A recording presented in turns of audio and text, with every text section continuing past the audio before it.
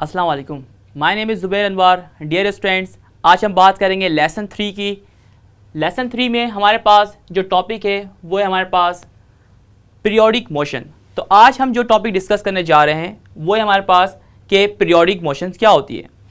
फिर daily life के अंदर कौन कौन सी ऐसी एग्जाम्पल्स हैं जिसमें हम देखते हैं कि वहाँ पर ऑब्जेक्ट जो है वो एक पीरियोडिक मोशन परफॉर्म कर रहे होते हैं। सो पीरियोडिक मोशन बेसिकली क्या होती है इसको हम देखते हैं। सबसे पहले बहुत ही प्रिसाइज डेफिनेशन आप देख रहे हैं यहाँ पर। पीरियोडिक मोशन निकला है पीरियड से, और पीरियड का मतलब होता है टाइम, कि ऐसी मोशन जिसके अंदर ऑब्जेक्ट एक स्पेसिफिक टाइम के बाद अपनी पोजीशन को रिपीट करे। जैसे हमारे पास एग्जाम्पल में आप देख रहे हैं, फर्स्ट एग्जाम्पल है motion of the spring mass system. Spring mass system means के अगर आप किसी ऑब्जेक्ट को किसी स्प्रिंग के साथ अटैच कर दें तो आप देखते हैं एक खास टाइम के बाद ऑब्जेक्ट अपनी पोजीशन को रिपीट करता है।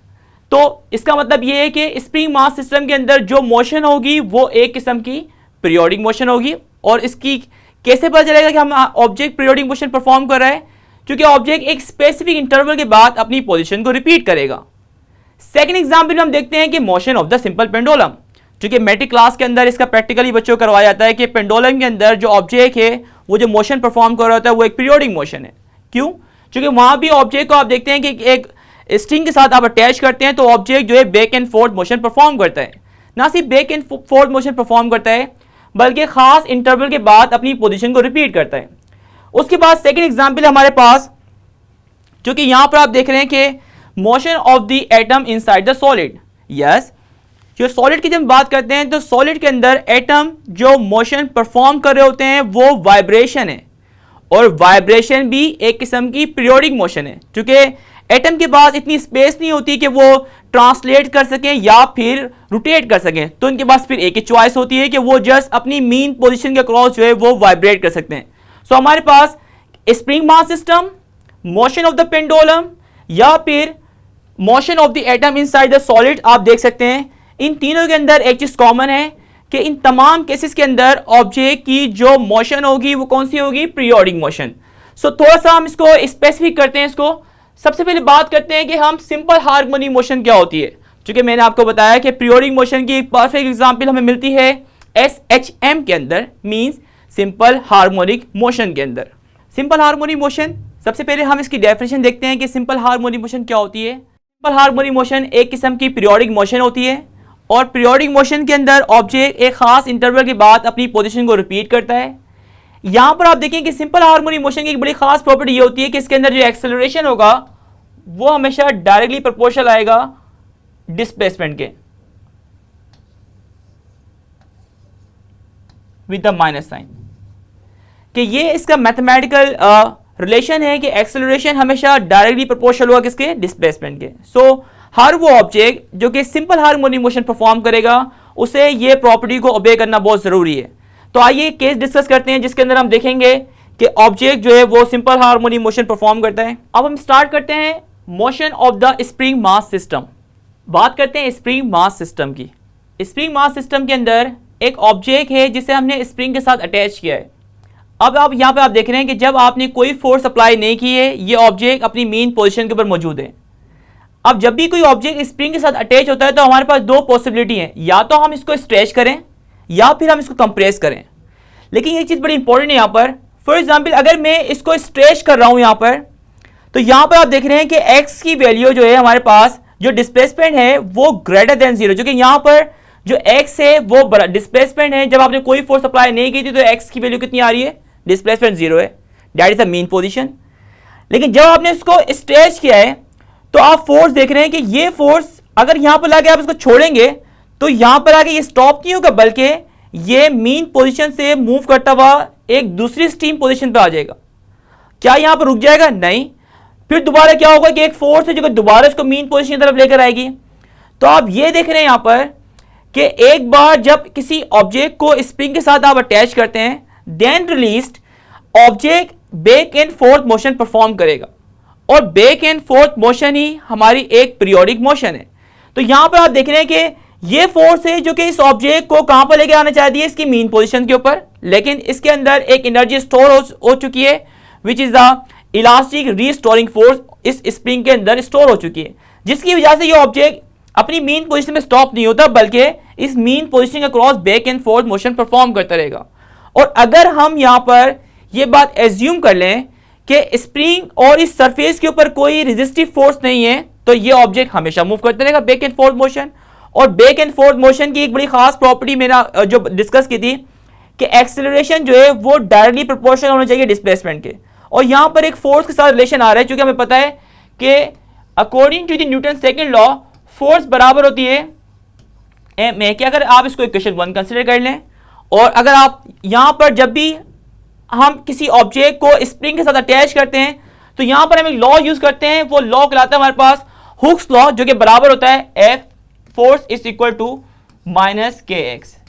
सो हमारे पास दो इक्वेशन हो गई। अगर हम दोनों को कंपेयर करें, सो कंपेयर करने के बाद जो रिलेशन आएगा हमारे पास के एम ए बराबर होगा माइनस का के एक्स के।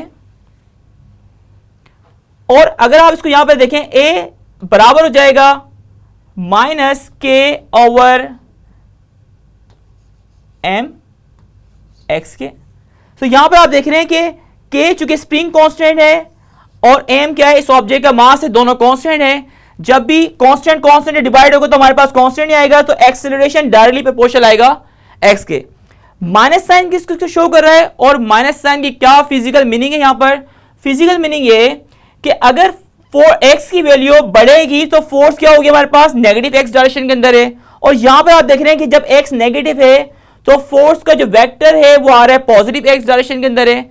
इसका मतलब ये है कि फोर्स और डिस्प्लेसमेंट हमेशा यहां पर एक दूसरे के अपोजिट है। सो ये एक बड़ी खास प्रॉपर्टी है इसकी कि हमेशा जो ये फोर्स है हमारे पास, this force is called restoring force. ये जो फोर्स है हमारे पास, ये कहलाती है हमारे पास रीस्टोरिंग फोर्स। और रीस्टोरिंग फोर्स वो फोर्स होती है जो कि हमेशा किसी भी ऑब्जेक्ट को उसकी मीन पोजीशन की तरफ लेकर आती है।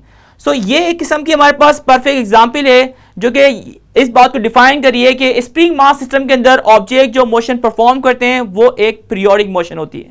सिंपल पेंडुलम, पहले इसकी डेफिनेशन को देखते हैं कि सिंपल पेंडुलम किसे कहते हैं। सिंपल पेंडुलम बेसिकली हमारे पास कि जब आप किसी ऑब्जेक्ट को स्ट्रिंग के साथ अटैच कर दें, अब यहां पर आपने इस ऑब्जेक्ट को कंस्ट्रेंट कर दिया है कि ये ऑब्जेक्ट इस स्ट्रिंग के साथ अटैच है। जब भी हम किसी ऑब्जेक्ट को स्ट्रिंग के साथ अटैच करते हैं तो स्ट्रिंग हमेशा इस वेट के अपोजिट फोर्स अप्लाई करता है, वेट के, which is called tension force. Tension force हमेशा वेट के एक अपोजिट फोर्स होती है जब भी आप किसी ऑब्जेक्ट को स्ट्रिंग के साथ अटैच करते हैं। तो यहां पर आप देख रहे हैं कि टेंशन फोर्स हमेशा इस वेट के अपोजिट फोर्स है। अगर आप इस ऑब्जेक्ट को एक सर्टेन पोजीशन के ऊपर लेके जाएं, which is called extreme position, आपने क्या किया, इस ऑब्जेक्ट को इसकी मीन पोजीशन से डिस्प्लेस करवाया है एक एक्सट्रीम पोजीशन के ऊपर।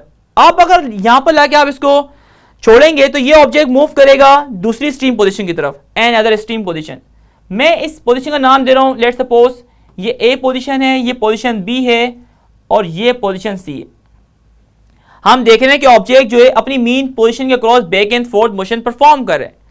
अब यहां पर चूंकि ऑब्जेक्ट को आपने स्ट्रिंग के साथ अटैच किया हुआ था, तो स्ट्रिंग जो फोर्स अप्लाई करेगा which is called tension force, और इस ऑब्जेक्ट का जो वेट है वो हमेशा लाई कर रहा है वर्टिकली डाउनवर्ड। लेकिन यहां पर हम ये देख रहे हैं इस डायग्राम के अंदर कि ऑब्जेक्ट जिस डायरेक्शन में मूव कर रहा है वो टेंशन की डायरेक्शन नहीं है और ना ही वेट की डायरेक्शन है। इसका मतलब है कि कोई दूसरा कंपोनेंट है जिसकी वजह से ये object back and forth motion perform कर रहे हैं। तो चूंकि हमें पता है कि वेट जो है एक वेक्टर क्वांटिटी है, आप इसे कंपोनेंट के अंदर रिजॉल्व कर सकते हैं। अगर मैं इस वेट को रिजॉल्व करूं इसके दो कंपोनेंट के अंदर, तो एक होगा हमारे पास W cos थीटा वाला कंपोनेंट और एक इसका कंपोनेंट होगा W sin थीटा। चूंकि हम किसी भी वेक्टर को उसके कंपोनेंट में रिजॉल्व कर सकते हैं, चूंकि वेट हमारे पास एक वेक्टर क्वांटिटी है, तो मैंने इसके दो कंपोनेंट में रिजॉल्व कर दिया, W cos थीटा, दूसरा हमारे पास है W sin थीटा। अब यहां पर हम देख रहे हैं कि टेंशन फोर्स बैलेंस है इस W cos थीटा वाले कंपोनेंट के साथ। सो दैट्स द रीजन, ये वो रीजन है जिसकी वजह से ये फोर्स और टेंशन फोर्स आपस में एक दूसरे को कैंसिल आउट कर रहे हैं। और यहां पर जो कंपोनेंट डोमिनेट कर रहा है वो W sin थीटा वाला कंपोनेंट है। इसका मतलब है कि हमारे पास जो फोर्स होगी वो कौन सी होगी, W sin थीटा, जिसकी वजह से ये ऑब्जेक्ट अपनी मीन पोजीशन से होता हुआ दूसरी एक्सट्रीम पोजीशन पे जाता है। सिमिलरली एक एक्सट्रीम पोजीशन दोबारा ये back and forth motion perform करेगा। अब यहां पर आप देखें कि यहां पर जो कंपोनेंट डोमिनेट कर रहा है वो हमारे पास कंपोनेंट है W sin थीटा। सो यहां पर आप देखें कि फोर्स जो है वो बराबर हो जाएगी W sin थीटा के साथ, इक्वेशन नंबर 1। सो W फोर्स बराबर है W sin थीटा, चूंकि हमारे पास टेंशन फोर्स इस W cos थीटा वाले कंपोनेंट के साथ कैंसिल आउट हो चुकी है, जो कंपोनेंट डोमिनेट करे वो W sin थीटा है, और फोर्स बराबर होती है MA के।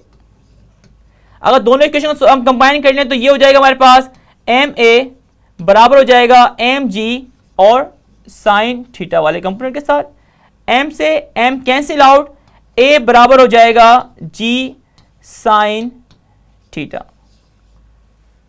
अगर हम इसको फर्दर सिंपलीफाई करें तो हमारे पास जो रिलेशन आएगा वो ये आएगा कि सिंपल पेंडुलम के अंदर जो एक्सेलरेशन है वो डायरेक्टली प्रोपोर्शनल होता है डिस्प्लेसमेंट के साथ विद द नेगेटिव साइन। क्यों? चूंकि हम देख रहे हैं कि ऑब्जेक्ट जो इस डायरेक्शन में मूव कर रहा है वो हमारे पास ये डायरेक्शन है जहां पर इसकी मीन पोजीशन है। सो ये वो प्रॉपर्टी है जो कि सिंपल पेंडुलम ओबे कर रहा है, जो कि हमने देखी थी कि हर वो मोशन सिंपल हार्मोनिक मोशन है जिसके अंदर एक्सेलरेशन डायरेक्टली प्रोपोर्शनल है डिस्प्लेसमेंट के। तो सिंपल पेंडुलम में भी हमने देखा कि ऑब्जेक्ट जो है वो यही प्रॉपर्टी ओबे कर रहा है कि एक्सेलरेशन जो है वो डायरेक्टली प्रोपोर्शनल है डिस्प्लेसमेंट के। सो यहां पर एक चीज कॉमन है कि हमने स्प्रिंग मास सिस्टम की बात की, हमने सिंपल पेंडुलम की बात की, दोनों के अंदर एक चीज हमने कॉमन देखी कि दोनों के अंदर object back and forth motion perform कर रहे हैं। सो आई होप कि ये टॉपिक आपको समझ में आएगा। नेक्स्ट लेसन के अंदर हम मिलेंगे नेक्स्ट टॉपिक के साथ। Thank you.